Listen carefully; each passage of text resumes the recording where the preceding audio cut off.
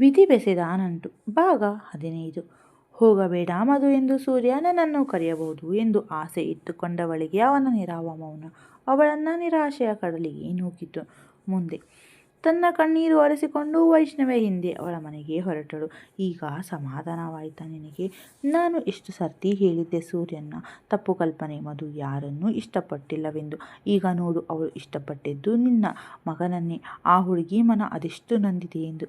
ನೀನು ಒಂದು ಹೆಣ್ಣಾಗಿ ಇನ್ನೊಂದು ಹೆಣ್ಣಿನ ನಡತೆಯ ಬಗ್ಗೆ ಮಾತನಾಡುತ್ತೀಯಲ್ಲ, ನಿನಗೆ ನಾಚಿಕೆಯಾಗಬೇಕು.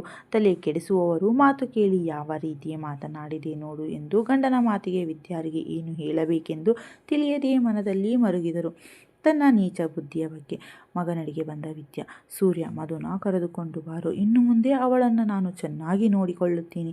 ಯಾವುದೇ ಕೆಟ್ಟ ಯೋಚನೆಯಾಗಲಿ, ಅವಳ ಬಗ್ಗೆ ತಪ್ಪಾಗಿ ಮಾತನಾಡಿಬಿಟ್ಟೆ, ನಾನು ಅವಳ ಬಳಿ ಕ್ಷಮೆ ಕೇಳುತ್ತೀನಿ. ದಯವಿಟ್ಟು ಅವಳನ್ನು ಕರೆದುಕೊಂಡು ಬಾರೋ. ತನ್ನ ತಪ್ಪಿನ ಮಾತಿನಿಂದ ಭಾರಿ ನೊಂದು ಬಿಟ್ಟರು ವಿದ್ಯಾ. ನಿಮ್ಮ ಸಮಾಧಾನ ಮಾಡ್ಕೊ, ನಾಳೆ ನಾನು ಅವಳನ್ನು ಕರೆದುಕೊಂಡು ಬರುತ್ತೇನೆ. ನೀನು ಯೋಚನೆ ಮಾಡಬೇಡ. ಇನ್ನು ಮುಂದೆಯಾದರೂ ಅತ್ತೆ ಮಾತು ಕೇಳೋದು ಕಮ್ಮಿ ಮಾಡು ಎಂದು ಮೊಬೈಲ್ ಹಿಡಿದು ಹೊರಗೆ ಹೊರಟ. ತನ್ನ ಮೊಬೈಲ್ಗೆ 10 ಬಾರಿ ತಂಗಿಯಿಂದ ಕರೆ ಬಂದಿರುವುದನ್ನು ನೋಡಿ ತಂಗಿಗೆ ಕರೆ ಮಾಡಿದ. ಹಲೋ ಎಲ್ಲಿದ್ದೀರಾ? ಅಷ್ಟು ಸರ್ತಿ ಫೋನ್ ಮಾಡಿದ್ದೀನಿ, ಒಂದು ಸರ್ತಿ ನನಗೆ ಫೋನ್ ಮಾಡಬೇಕೆಂದು ಕಾಮನ್ ಸೆನ್ಸ್ ಇಲ್ವಾ ನಿಮಗೆ? ಮೂವರಿಗೂ ಎಷ್ಟು ಫೋನು ಮಾಡಿದ್ದೀನಿ ಎಂದು ಮೊಬೈಲ್ ತೆಗೆದು ನೋಡಿ. ಎಲ್ಲರೂ ಎಲ್ಲಿದ್ದೀರಾ? ಯಾವಾಗ ಬರುತ್ತೀರಾ? ಅಮ್ಮ ಕೈಗೆ ಫೋನ್ ಕೊಡು ಎಂದು ಒಂದೇ ಉಸಿರಿನಲ್ಲಿ ಒದರಿದಳು ಅನು. ಮೊದಲೇ ಬಾಯಿ ಬಡಕಿ ಬಿಟ್ಟಳೆ ಅಣ್ಣನಿಗೆ ಬೈಯುವ ಅವಕಾಶವನ್ನು. ಆಯಿತು, ನಿನ್ನ ಮಾತು, ಏನು ಮಾತನಾಡುತ್ತಿದ್ದೀಯಾ ಎಂದ ತಂಗಿಯ ಬೇಸರವನ್ನು ಅರ್ಥ ಮಾಡಿಕೊಂಡು, ಇನ್ನೇನು ಮಾಡಲಿ, ದೇವರಿಗೆ ದೀಪ ಹಚ್ಚಿ ಟೀ ಮಾಡಿ ಕುಡಿದು ಟಿವಿ ನೋಡುತ್ತಿದ್ದೀನಿ. 8 ಗಂಟೆ ಆಯಿತು. ಎಲ್ಲಿದ್ದೀರಾ ನೀವು? ಬರೋದು ಎಷ್ಟಾಗುತ್ತದೆ? ಅಮ್ಮನ ಕೈಗೆ ಕೊಡು. ಅನ್ನ ಸಾಂಬಾರು ಮಾಡಿದರೆ ಸಾಕಾ ಎಂದು ಕೇಳಬೇಕು ಎಂದಳು. ಧ್ವನಿಯಲ್ಲಿ ಕೋಪ ಪ್ರಚೋದಿಸುತ್ತಿತ್ತು. ಅನು, ಬಾಗಿಲು ಹಾಕಿದ್ದೀಯಾ ತಾನೆ? ಯಾರೇ ಬಂದರೂ ಬಾಗಿಲು ಬಡಿದರು ಯಾರೆಂದು ನೋಡಿ ಬಾಗಿಲು ತೆಗಿ ಎಂದ. ಅಣ್ಣ, ನನಗೂ ಗೊತ್ತು, ನೀವು ಯಾವಾಗ ಬರುತ್ತೀರಾ? ಮೊದಲು ಫೋನ್ ಅಮ್ಮನಿಗೆ ಕೊಡು ಅಸಮಾಧಾನದಿಂದ ಕೇಳಿದಳು ಅನು. ಇವತ್ತು ನಾವು ಬರಲ್ಲ, ಬೆಂಗಳೂರಿನಲ್ಲಿ ಇರುತ್ತೇವೆ. ಆ ವಿಷಯ ಹೇಳೋಕೆ ಫೋನ್ ಮಾಡಿದ್ದು. ಏನು, ನೀವು ಬರುತ್ತಿಲ್ವಾ? ಮೊದಲೇ ಹೇಳಬೇಕು ತಾನೆ. ಹೋಗಲಿ ಬಿಡು. ಅಬ್ಬಾ, ಇವತ್ತು ಮನೆಯಲ್ಲಿ ನಂದೇ ರಾಜ್ಯಭಾರ ಎಂದು ಕಿರುನಕ್ಕಳು ಅನು. ಜಾಸ್ತಿ ನಗಬೇಡ, ನಾಳೆ ಬರುತ್ತೇವೆ, ಅಲ್ಲಿಯವರೆಗೂ ಹುಷಾರು. ಅಜ್ಜಿ ಜೊತೆನೇ ಇರು.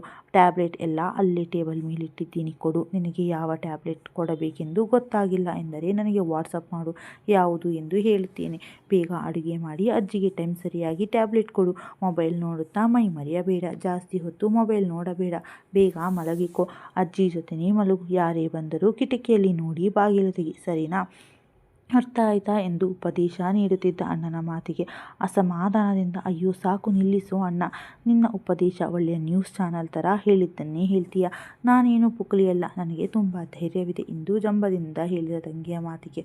ಹೌದು ಅನು, ಸರಿ ಅಮ್ಮ ಹೇಳಿದರು. ಮಹಡಿಯ ಮೇಲೆ ಬಟ್ಟೆ ಒಣ ಹಾಕಿದ್ದಾರಂತೆ, ಎತ್ತಿಕೊಂಡಬೇಕಂತೆ ಎಂದು ಸಣ್ಣಗೆ ನಕ್ಕ. ತನ್ನ ತಂಗಿ ರಾತ್ರಿ 7ರ ಮೇಲೆ ಮಹಡಿಯ ಮೇಲೆ ಒಬ್ಬಳೇ ಹೋಗಲು ಭಯಪಡುವವಳು ಎಂದು ಅವನಿಗೆ ತಿಳಿದಿರುವ ವಿಷಯ. ಆದ್ದರಿಂದ ತಂಗಿ ತಿರುಗಿ ಬಾಣ ಹೊಡೆದ. ಏನು, ಅಮ್ಮ ಬಟ್ಟೆ ಒಣ ಹಾಕಿದ್ದಾರಾ? ಅಯ್ಯೋ, ಬಟ್ಟೆ ಎತ್ತಿಡೋದು ಮರೆತೆ.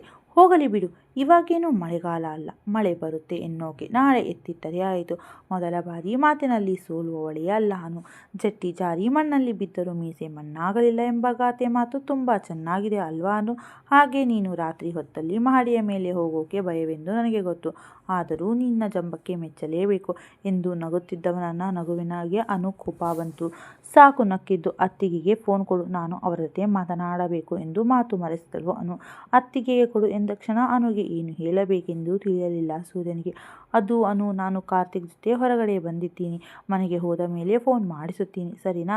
ಬೇಗ ಊಟ ಮಾಡಿ ಮಲಗಿಕೋ. ಬಾಗಿಲು ಭದ್ರವಾಗಿ ಹಾಕಿಕೊಂಡು ಮಲಗಿಕೋ. ಹುಷಾರು ಅನು, ನಾಳೆ ಸಂಜೆ ಅಷ್ಟರಲ್ಲಿ ಬಂದು ಬಿಡುತ್ತೇವೆ. ಹುಷಾರು ಎಂದವನ ಮನದಲ್ಲಿ ಯಾವುದೋ ಒಂದು ರೀತಿಯ ದುಡುಗ.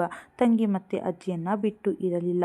ಅಣ್ಣ ಪದೇ ಪದೇ ಹುಷಾರು ಎಂದು ಒತ್ತಿ ಒತ್ತಿ ಹೇಳುತ್ತಿದ್ದ ಪರಿಗೆ ಅವನಲ್ಲಿ ತನ್ನ ಬಗ್ಗೆ ಇರುವ ಕಾಳಜಿ ಕಂಡು, ಸರಿ ಅಣ್ಣ, ನಾನು ಹುಷಾರು, ಅತ್ತಿಗೆ ಕೈಯಲ್ಲಿ ಆಮೇಲೆ ಫೋನ್ ಮಾಡಿಸು ಎಂದಳು. ಸರಿ ಅನು ಎಂದು ತಂಗಿಗೆ ಸುಳ್ಳಾಡಿ ಕರೆ ತುಂಡರಿಸಿದ. ಕಾರಿನಿಂದ ಇಳಿದ ಮಧು ಮುಂದಕ್ಕೆ ಹೋಗಲಾಗದೆ ನಿಂತಲ್ಲಿಯೇ ನಿಂತು ಬಿಟ್ಟಳು. ಎಷ್ಟೋ ಬಾರಿ ವೈಷ್ಣವಿಯ ಮನೆ ಬಂದಿದ್ದಳು, ಆದರೆ ಎಂದೂ ಒಂದು ರಾತ್ರಿಯೂ ಸಹ ಉಳಿದಿರಲಿಲ್ಲ. ಮಧು ಬಾ ಎಂದು ಒಂದು ಕೈಯಲ್ಲಿ ಅವಳ ಬ್ಯಾಗ್ ಹಿಡಿದು ಇನ್ನೊಂದು ಕೈಯನ್ನು ಮಧು ಕೈಯಲ್ಲಿ ಹಿಡಿದು ಒಳಗೆ ಕರೆದುಕೊಂಡಳು ವೈಷ್ಣವಿ. ಸರಳ ಎಂದು ಜೋರಾಗಿ ಕೂಗಿದಾಗ ಕೆಲಸದವಳು ಬಂದಳು. ತಗೋ ಎಂದು ಸರಳ ಕೈಗೆ ಬ್ಯಾಗ್ ಇಟ್ಟು, ಇದನ್ನು ನನ್ನ ರೂಮಿನಲ್ಲಿ ಇಡು, ಬಾ ಮಧು ಕುಳಿತುಕೋ ಎನ್ನುವಾಗಲೇ ಹೈ ಹೀಲ್ಸ್ ಚಪ್ಪಲಿ ಟಕ್ ಟಕ್ ಎಂದು ಸದ್ದು ಮಾಡುತ್ತಾ ಮೆಟ್ಟಿಳಿದು ಬಂದರು ವೈಷ್ಣವಿಯ ತಾಯಿ Prema. Hi Madhu, how are you ಎಂದು ಕಿರುನಕ್ಕ ಪ್ರೇಮ. ಫೈನ್ ಆಂಟಿ ಎಂದಳು ತನ್ನ ಮಗಳೆಡೆ ತಿರುಗಿದ ಪ್ರೇಮ. ಬೇಬಿ, ಇವತ್ತು ನನ್ನ ಫ್ರೆಂಡ್ ಮಗನ ರಿಸೆಪ್ಷನ್ ಇದೆ, ನಾನು ಹೋಗಬೇಕು ಬೇಬಿ. ಸಿ ಯು ಟುಮಾರೋ ಬಾ ಎಂದು ತರಾತುರಿಯಲ್ಲಿ ಹೊರಟು ಬಿಟ್ಟರು ಪ್ರೇಮ. ಅಮ್ಮ ಅಮ್ಮ ಎಂದು 2 ಬಾರಿ ಕರೆದರು ವೈಷ್ಣವಿ. ಬಾಯ್ ಬೇಬಿ, ಏನೇ ಮಾತನಾಡೋದಿದ್ರು ನಾಳೆ ಮಾತನಾಡೋಣ ಬಾಯ್ ಎಂದು ಮಗಳ ಮಾತು ಕಿವಿಗೆ ಹಾಕಿಕೊಳ್ಳದೇ ಹೋದರು. ನೋಡಿದ್ಯಾ ಮಧು, ನಮ್ಮ ಅಮ್ಮನ ಮಗಳ ಜೊತೆ ಮಾತನಾಡುವಷ್ಟು ಸಮಯವಿಲ್ಲ. ಅವರ ಫ್ರೆಂಡ್ ಮಗನ ಮದುವೆನೇ ಹೆಚ್ಚಾಯಿತು. ಮಗಳ ಕಷ್ಟ ಸುಖ ಕೇಳಬೇಕೆನ್ನೋ ವ್ಯವಧಾನ ಕೂಡ ಇಲ್ಲ ಎಂದು ಜೋರಾಗಿ ಉಸಿರು ಬಿಟ್ಟ ವೈಷ್ಣವಿಯ ಕೈ ಅಮುಕಿದಳು ಮಧುರ. ಸರಳ, ಬೇಗ ಅಡುಗೆ ಮಾಡಿಬಿಡು ಮಧು, ಬಾ ಮುಖ ತೊಳೆದುಕೊಂಡು ಬರುವೆಯಂತೆ ಎಂದು ತನ್ನ ರೂಮ್ಗೆ ಕರೆದುಕೊಂಡು ಹೋದಳು. ಮುಖದ ಮೇಲೆ ತಣ್ಣನೆಯ ನೀರು ಚಿಮುಕಿಸಿದಾಗ ಆಯಾಸದಂತೆ ಮುಕ್ತಿ ಹೊಂದಿದಂಥ ಅನುಭವವಾಯಿತು ಮಧುರಾಳಿಗೆ. ಮುಖ ಒರೆಸಿಕೊಂಡು ಬಾಲ್ಕನಿಗೆ ಬಂದಳು. ಬಾಲ್ಕನಿಯಲ್ಲಿ ತಣ್ಣಗೆ ಬೀಸುತ್ತಿದ್ದ ತಂಗಾಳಿಗೆ ಮೈಯೊಡ್ಡಿ ಕೈ ಕಟ್ಟಿಕೊಂಡು ಆಕಾಶ ದಿಟ್ಟಿಸುತ್ತಾ ನಿಂತಳು ಮಧು. ಅವಳ ಮನಕ್ಕೆ ಎಷ್ಟೇ ನೋವಾದರೂ ಆಕಾಶ ನೋಡುತ್ತಾ ನಿಂತು ಬಿಟ್ಟರೆ ಅವಳ ಮನಸ್ಸಿಗೆ ಎಷ್ಟೋ ಸಮಾಧಾನ. ಯಾಕೆಂದರೆ ಅದೆಷ್ಟೇ ತಾರೆಯಲ್ಲಿ ನನ್ನ ಅಮ್ಮನಿರಬಹುದು ಎಂಬ ನಂಬಿಕೆ. ಮಧು ಎಂದು ಅವಳ ಭುಜ ಸ್ಪರ್ಶಿಸಿ ನಕ್ಷತ್ರ ಎಣಿಸುತ್ತಿದ್ದೀಯಾ? ಅಂತ ಸಾಹಸಕ್ಕೆ ಕೈ ಹಾಕಬೇಡವೇ? ಅದು ನಿನ್ನ ಕೈಯಲ್ಲಿ ಸಾಧ್ಯವಿಲ್ಲ ಎಂದಳು ವೈಷ್ಣವಿ ಸುಮ್ಮನೆ ನಿಂತಿದ್ದ ಗೆಳತಿಯನ್ನು ಸಣ್ಣದಾಗಿ ಛೇಡಿಸುತ್ತಾ ಅವಳ ಯೋಚನೆಯನ್ನು ಬೇರೆಡೆ ಸೆಳೆಯಲು. ನನಗೂ ಗೊತ್ತು, ಅಂತಹ ಸಾಹಸಕ್ಕೆ ನಾನು ಕೈ ಹಾಕಲ್ಲ. ಇನ್ನು ನೀನು ಬೇಕಾದರೆ ಇಂತಹ ಸಾಹಸಕ್ಕೆ ಕೈ ಹಾಕಬಹುದು. ಯಾಕೆಂದರೆ ನೀನು ತುಂಬ ಪ್ರಯೋಗಶೀಲವಾಗಿ ಯೋಚಿಸುತ್ತೀಯ ಅಲ್ಲ ಎಂದು ಗೆಳತಿಯನ್ನ ಮೆದುವಾಗಿ ಛೇಡಿಸಲು ಮಧುರ. ಯಾಕೋ ಅವಳ ಮಾತಿನಲ್ಲಿ ಎಲ್ಲ ನೋವು ಮರೆತಿತ್ತು. ಆದರೆ ಮನ ಬೇಯುತ್ತಿರುವಂತೆ ವೈಷ್ಣವಿಗೆ ಭಾಸವಾಯಿತು. ಮಧು, ಮುಂದಕ್ಕೆ ಏನು ಮಾಡಬೇಕೆಂದುಕೊಂಡಿದ್ದೀಯಾ? ಕೈ ಕಟ್ಟಿಕೊಂಡು ಕೇಳಿದಳು ವೈಷ್ಣವಿ. ಅವಳಿಗೂ ಸಹ ತಿಳಿಯದು ಮುಂದಕ್ಕೆ ಏನು ಮಾಡಬೇಕೆಂದು. ಯಾವುದೋ ಬಂಡ ಧೈರ್ಯದಲ್ಲಿ ಯಾರೂ ಬೇಡ ಎಂದು ಬಂದವಳಿಗೆ ಸಣ್ಣದಾಗಿ ತಪ್ಪಿತಸ್ಥ ಭಾವನೆ ಕಾಡುತ್ತಿತ್ತು. ಏನೊಂದು ಮಾತನಾಡದೆ ಸುಮ್ಮನೆ ನಿಂತು ಬಿಟ್ಟಳು. ಮಧು, ಯಾಕೆ ಸುಮ್ಮನೆ ನಿಂತಿದ್ದೀಯಾ? ನಾನು ಕೇಳಿದ್ದು ಕೇಳಿಸಲಿಲ್ಲವಾ? ಹೋ, ನೀನು ನಿರ್ಧಾರ ಮಾಡಿಬಿಟ್ಟಿದ್ದೀಯಾ ಸೂರ್ಯನಿಗೆ ಡೈವರ್ಸ್ ಕೊಡಬೇಕೆಂದು? ಕೊಂಚ ಮುಖ ಗಂಟಿಕ್ಕಿಕೊಂಡು ಕೇಳಿದಳು ವೈಷ್ಣವಿಯ ಮಾತು ಕೇಳಿದವಳ ಮನಕ್ಕೆ ಕಸಿವಿಸಿಯಾಯಿತು. ಸೂರ್ಯನಿಗೆ ಡೈವರ್ಸ್ ಕೊಡುವ ಯೋಚನೆ ಅವಳ ಕಲ್ಪನೆಯಲ್ಲಿಯೂ ಸುಳಿದಿರಲಿಲ್ಲ. ತಲೆ ಎತ್ತಿ ವೈಷ್ಣವ ಮುಖವನ್ನೇ ಗೊಂದಲದಿಂದ ನೋಡಿದಳು. ಏನು ಮಾತನಾಡದೆ ನಿಂತ ಗೆಳತಿಯನ್ನ ನೋಡಿ, ಯಾಕೆ ಯಾವಾಗಲೂ ದ್ವಂದ್ವದಲ್ಲಿ ಯೋಚಿಸುತ್ತೀಯಾ ಮಧು? ಮುಂದಕ್ಕೆ ಸಿದ್ಧಳಾಗು. ಗಂಡ ಬಿಟ್ಟವಳು ಎಂಬ ಅಪಹಾಸ್ಯಕ್ಕೆ ಗುರಿಯಾಗುವಳು. ಮತ್ತೆ ನಿಮ್ಮ ಮಾವನಂತವರು ಬೇಜಾನ್ ಜನ ಸಿಗುತ್ತಾರೆ ಸಿಂಪತಿ ಅನ್ನೋ ಹೆಸರಿನಲ್ಲಿ ಅಪರ್ಚುನಿಟಿ ತೆಗೆದುಕೊಳ್ಳೋಕೆ. ಹಾಗೆಂದು ಹೆಣ್ಣು ಸ್ವಾಭಿಮಾನಿಯಾಗಿ ಬದುಕಬಾರದು ಎಂದು ನಾನು ಹೇಳುತ್ತಿಲ್ಲ. ಒಂಟಿಯಾಗಿ ಬದುಕುತ್ತೀನಿ ಎಂದರೆ ಮನಸ್ಸನ್ನು ಬಂಡೆಯ ರೀತಿ ಗಟ್ಟಿ ಮಾಡಿಕೊಳ್ಳಬೇಕು. ಒಂಟಿ ಭಾವ ಒಳ್ಳೆಯದೇ, ಆದರೆ ಸಂತಸವಾದಾಗ ನಮ್ಮನ್ನು ನಾವೇ ಅಪ್ಪಿಕೊಳ್ಳಲು ಸಾಧ್ಯವಾ? ಹಾಗೆ ಸಂಕಟವಾದಾಗ ನಮ್ಮ ಭುಜದ ಮೇಲೆ ನಾವೇ ತಲೆ ಇಟ್ಟು ಅಳಲು ಸಾಧ್ಯವೇ? ಯೋಚಿಸು. ಸಮಾಜ ಗಂಡ ಬಿಟ್ಟವಳು ಎಂದಾಗ ಕೊರಗಿ ಅಳಬಾರದು. ಕೆಟ್ಟ ದೃಷ್ಟಿ ಬೀರುವ ಕಣ್ಣುಗಳಿಗೆ ಹೆದರಿಕೊಂಡು ಅಳಬಾರದು. ಗಟ್ಟಿಯಾಗಿ ನಿಲ್ಲಬೇಕು ಮಧು ಎಂದು ನಯವಾಗಿ ಅವಳ ಕೈಯನ್ನು ತನ್ನ ಕೈಗೆ ಬೆಸೆದು, ನನ್ನ ಪ್ರಕಾರ ನೀನು ದುಡುಕಿ ಈ ನಿರ್ಧಾರ ತೆಗೆದುಕೊಂಡಿದ್ದೀಯಾ? ಸೂರ್ಯ ನಿನ್ನ ಕರೆದುಕೊಂಡು ಹೋಗಲು ಬಂದರೆ ಹೋಗು. ಯಾಕೆ ಗೊತ್ತಾ? ನಾನು ನೋಡಿರೋ ಪ್ರಕಾರ ಸೂರ್ಯ ಸದ್ಗುಣನಂತೆ ಭಾಸವಾದರು. ಹಾಗಾಗಿ ಹೇಳುತ್ತಿದ್ದೀನಿ ಅಷ್ಟೇ. ಗೆಳತಿಯಾಗಿ ನಿನಗೆ ನಾನು ಸಲಹೆ ಕೊಡಬಲ್ಲೆ ವಿನಃ ಆದೇಶವನ್ನಲ್ಲ. ನೀನು ಯಾವುದೇ ನಿರ್ಧಾರ ತೆಗೆದುಕೊಂಡರೂ ನನ್ನ ಸಮ್ಮತಿ ಮತ್ತು ಸಹಕಾರ ಎರಡೂ ಇದೆ. ಯಾವುದೇ ಸಹಾಯ ಬೇಕಾದರೂ ನಾನು ನಿನಗೆ ಮಾಡುತ್ತೇನೆ. ಒಮ್ಮೆ ಪ್ರಶಾಂತವಾಗಿ ಕೂತು ಯೋಚಿಸು. ಒಂದು ದುಡುಕಿನ ನಿರ್ಧಾರ ಜೀವನವನ್ನು ಅಲ್ಲೋಲ ಕಲ್ಲೋಲ ಮಾಡಿಬಿಡುತ್ತದೆ. ನಿನಗೆ ಹೇಳೋ ಅವಶ್ಯಕತೆಯಿಲ್ಲ ಎಂದುಕೊಳ್ಳುತ್ತೀನಿ. ಇದು ನಿನ್ನ ಜೀವನ. ನಿನ್ನ ಜೀವನದ ಯಾವುದೇ ನಿಲುವು ತೆಗೆದುಕೊಳ್ಳಲು ನಿನಗೆ ಮುಕ್ತ ಸ್ವಾತಂತ್ರ್ಯವಿದೆ. ಯಾವುದಕ್ಕೂ ಒಮ್ಮೆ ಮುಕ್ತವಾಗಿ ಯೋಚಿಸು ಎಂದು ಗೆಳತಿಯ ಕೈ ಹಿಡಿದು, ಈಗಲೇ ಯೋಚಿಸಬೇಡ, ಊಟ ಮಾಡಿ ಯೋಚಿಸುವಂತೆ ಬಾ ಎಂದಳು. ಅಲುಗಾಡದೆ ನಿರ್ಲಿಪ್ತವಾಗಿ ನಿಂತಿದ್ದ ಗೆಳತಿಯ ಕೈಯನ್ನು ಬಿರುಸಾಗಿ ಎಳೆದು, ನಿನ್ನ ಮುಖ ನೋಡಿದರೆ ಮಧ್ಯಾಹ್ನದಿಂದ ಏನು ತಿಂದಿಲ್ಲದಂತೆ ಕಾಣುತ್ತಿದ್ದೀಯಾ? ಬಾ. ಮೊದಲೇ ಒಣಗಿ ಹೋಗಿದ್ದೀಯಾ? ಇನ್ನು ಊಟ ಬಿಟ್ಟು ಸಾಯಬೇಕು ಎಂದು ನಿರ್ಧಾರ ಮಾಡಿದ್ದೀಯಾ? ಒಳ್ಳೆ ಪೊರಕೆಗೆ ಸೀರೆ ಉಡಿಸಿದ ಹಾಗೆ ಇದ್ದೀಯಾ? ಬಾ ಎಂದು ಮಧುನ ಕೈ ಹಿಡಿದು ಡೈನಿಂಗ್ ಟೇಬಲ್ ಬಳಿ ಕರೆತಂದಳು.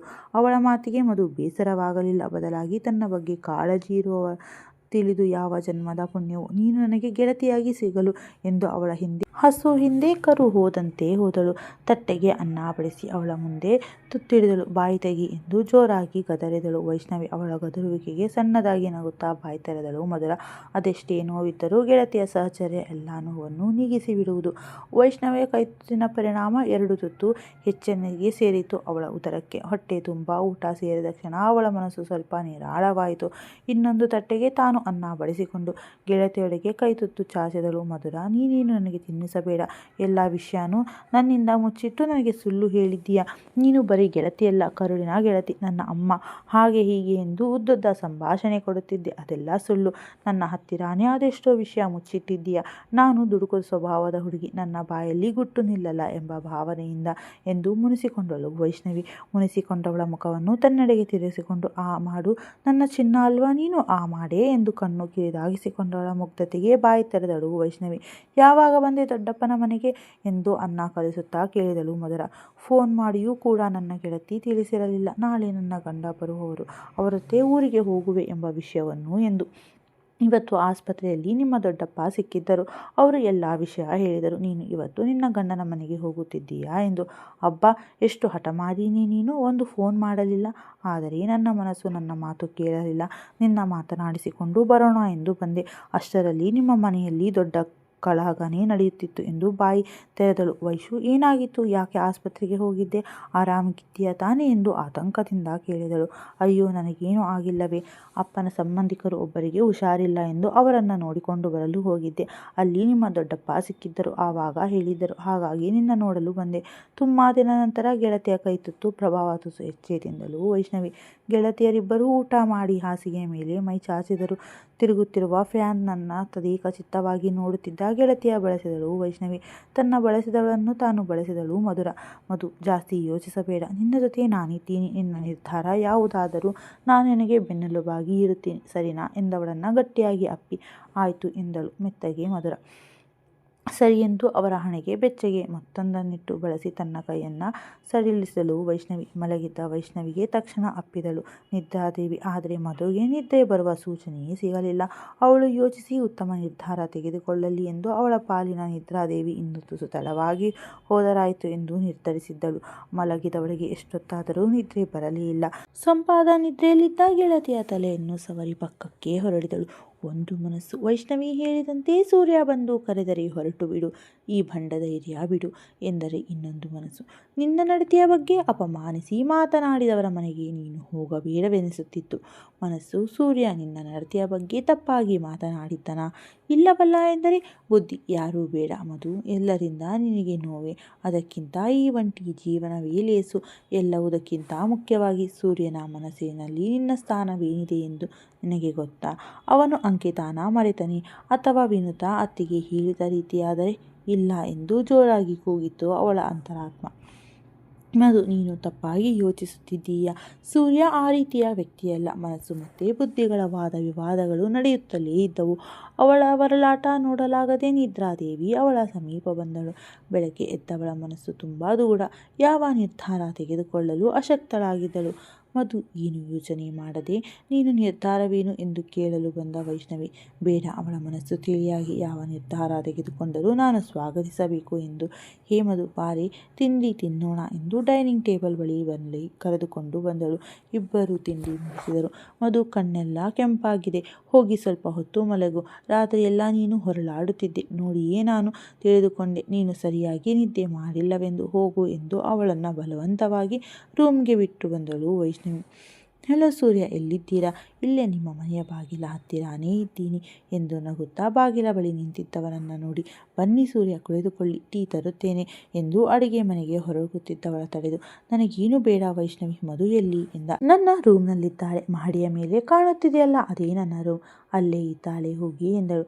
ಥ್ಯಾಂಕ್ ಯು ಎಂದು ಕಿರುನಕ್ಕ. ಅವನ ನಗುವಿಗೆ ಪ್ರತ್ಯುತ್ತರವಾಗಿ ಸಣ್ಣ ನಕ್ಕಳು ವೈಷ್ಣವಿ. ಕಿಟಕಿಯ ಸರಳು ಹಿಡಿದು ನಿಂತಿದ್ದ ಮಧು ತನ್ನ ಜೀವನದ ಹಾಗೂ ಹೋಗುಗಳನ್ನು ನೆನೆಸಿಕೊಂಡವಳ ಮುಖದಲ್ಲಿ ಬಂದಿದ್ದು ಶುಷ್ಕ ನಗೆಯಷ್ಟೇ. ಒಳಗೆ ಬರಬಹುದಾ ಎಂಬ ಕಂಚಿನ ಕಂಠಕ್ಕೆ ಸರಕ್ಕನೆ ಹಿಂತಿರುಗಿದವಳಿಗೆ ಕಂಡಿದ್ದು ಬಾಗಿಲಿನ ಹೊರಗೆ ಕೈ ಕಟ್ಟಿಕೊಂಡು ತನ್ನನ್ನೇ ನೋಡುತ್ತಾ ನಿಂತಿದ್ದ ಪತಿದೇವ. ಅವನನ್ನು ನೋಡಿದ ಕ್ಷಣವೇ ಅವಳ ಮುಖದಲ್ಲಿ ನಗುವೆಂಬ ಹೂ ಅರಳಿತ್ತು. ಬಾಗಿಲು ಹಾಕಿ ತನ್ನ ಬಳಿ ಬರುತ್ತಿರುವವನನ್ನು ನೋಡಿ ಅವಳ ಹೃದಯ ನಗಾರಿ ಬಡಿಯತೊಡಗಿತ್ತು. ಸಣ್ಣದಾದ ನಾಚಿಕೆ ಅವಳ ಮುಖದಲ್ಲಿದ್ದರೂ ಅವನ ಮುಖ ನೋಡದೆ ಸುಮ್ಮನೆ ನಿಂತು ಬಿಟ್ಟಳು. ಮಧು ಎಂದವನನ್ನು ನೋಡಿ ಏನೂ ಮಾತನಾಡದೆ ಕಿಟಕಿಯ ಸರಳು ಗಟ್ಟಿಯಾಗಿ ಹಿಡಿದು ಉಗುರು ಕಚ್ಚುತ್ತಾ ನಿಂತಳು. ಅವನ ಬಳಿ ಮಾತನಾಡಲು ಏನೋ ಒಂದು ರೀತಿಯ ಹಿಂಜರಿಕೆ. ಅವಳನ್ನು ತನ್ನೆಡೆಗೆ ತಿರುಗಿಸಿಕೊಂಡು ಉಗುರು ಕಚ್ಚೋದು ಕೆಟ್ಟ ಅಭ್ಯಾಸ ಎಂದ. ಅವಳ ಕೈ ಹಿಡಿದ ಮೊದಲ ಬಾರಿ ಅವನ ಹೃದಯ ಸ್ಪರ್ಶ ಅವಳ ಮನದಲ್ಲಿ ಬಯಕೆಗಳು ಹರಡಿದ್ದವು. ಫ್ಯಾನ್ ಗಾಳಿಗೆ ಹಾರುತ್ತಿದ್ದ ಅವಳ ಮುಂಗುರಳನ್ನು ನಯವಾಗಿ ಅವಳ ಕಿವಿ ಹಿಂದೆ ಸಿಕ್ಕಿಸಿ ಅವಳ ಮುಖವನ್ನೇ ನೋಡುತ್ತಾ ನಿಂತ. ಅವನ ನೋಟಕ್ಕೆ ಎಲ್ಲಿಲ್ಲದ ನಾಚಿಕೆ ಆವರಿಸಿತ್ತು ಮಧುಗೆ. ತಕ್ಷಣ ಅವನ ಕೈಯನ್ನು ಸರಿಸಿ ಟೀ ತರುತ್ತೇನೆ ಎಂದು ರೂಮಿನಿಂದ ಹೊರಗೆ ಹೋಗಲು ತಯಾರಾದವಳ ಕೈ ಹಿಡಿದು ನಯವಾಗಿ ತನ್ನ ತಕ್ಕೆಗೆ ಎಳೆದುಕೊಂಡ. ತನ್ನ ಸೊಂಟ ಬಳಸಿದ ಗಂಡನ ಮೃದುವಾದ ಸ್ಪರ್ಶಕ್ಕೆ ಅವನನ್ನು ಗಟ್ಟಿಯಾಗಿ ಆಲಂಗಿಸಿದಳು ಮಧು. ಧನ್ಯವಾದಗಳು ವೀಕ್ಷಕರೇ. ಕತೆ ಬಗ್ಗೆ ನಿಮ್ಮ ಅನಿಸಿಕೆಯನ್ನು ದಯವಿಟ್ಟು ತಿಳಿಸಿ. ಮುಂದಿನ ಸಂಚಿಕೆಯಲ್ಲಿ ಏನಾಗುತ್ತದೆ ಅಂತ ತುಂಬ ಕಾತರದಿಂದ ಕಾಯ್ತಾ ಇರಿ. ನಾನು ಅಷ್ಟೇ ತುಂಬ ಕಾತರದಿಂದ ಕಾಯ್ತೀನಿ. ಧನ್ಯವಾದಗಳು.